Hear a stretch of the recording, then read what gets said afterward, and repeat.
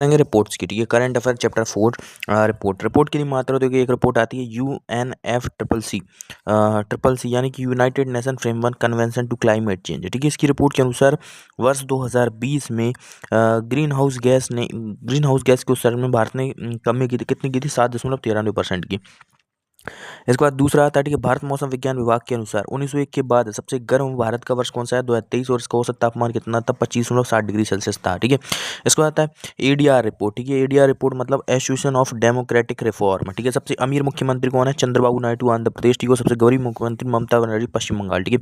Future of jobs report किसने जारी किया? तो ये विश्व आर्थिक मंच ने जारी किया। ग्लोबल बर्डन ऑफ डिसीज की रिपोर्ट है, ठीक है। भारत की कुल प्रजनन दर कितनी है? 1.9 है, ठीक है, 2021 तक, ठीक है। इसके बाद आता है सीपरी की रिपोर्ट। सीपरी की रिपोर्ट के अनुसार सबसे ज़्यादा दुनिया का सबसे ज़्यादा हथियार आयातक देश कौन सा है? यूक्रेन, और दूसरा भारत है, ठीक है। और दुनिया का सबसे बड़ा हथियार निर्यातक देश यूएसए है, ठीक है। भारत को सबसे बड़ा हथियार आपूर्तिकर्ता देश कौन सा है? रशिया है। 7वां क्वेश्चन आता है वैश्विक ऊर्जा थिंक टैंक एम्बर की रिपोर्ट 2024, ठीक है। पवन ऊर्जा और सौर ऊर्जा से बिजली उत्पादन करने वाला प्रथम देश कौन सा है? चीन, और भारत का इसमें स्थान तीसरा है, ठीक है। इसके बाद अगली रिपोर्ट आती है अगली रिपोर्ट आती है संयुक्त राष्ट्र मातृ मर्त्यत्व प्राक्कल रिपोर्ट 2000 से लेकर 2023 तक, ठीक है। पहला स्थान इसमें कौन सा है? नाइजीरिया देश का है, और इसमें दूसरा स्थान किसका है? भारत का, और कांगो गणराज्य का है, ठीक है। कांगो गणराज्य का है मातृ मृत्यु दर में, ठीक है।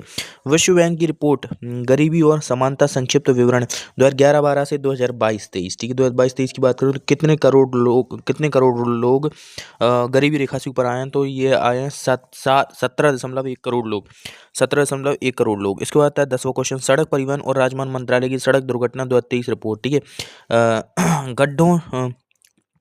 सर्वाधिक गड्ढों से मौतें कहाँ पर हुई हैं?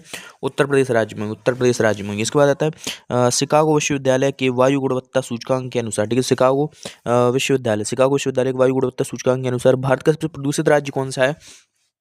तो यह दिल्ली है। भारत का सबसे प्रदूषित राज्य दिल्ली है, ठीक है। इसके बाद आता है राष्ट्रीय महिला आयोग की नारी शक्ति रिपोर्ट 2025 की रिपोर्ट के अनुसार की मात्रा देखो, भारत का सबसे सुरक्षित शहर कौन सा है? तो यह है भारत का सबसे सुरक्षित शहर कोहिमा, और भारत का सबसे असुरक्षित शहर कौन सा है? जयपुर है, ठीक है।